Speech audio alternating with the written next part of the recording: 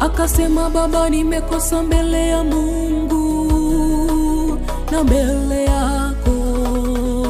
Baba akaagiza watumishi walete kanzu iliyo bora avalishwe, ndama aliyenona achinjwe, kisha avalishwe pete na viatu ili washereheke.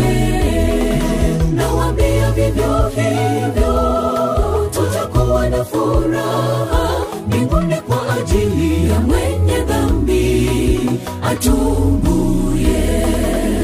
Wewe uliyetanga mbali na Mungu, piga hatua ya imani na urejee, kwa maana kwake kuna pumziko la milele. Nawaambia vivyo hivyo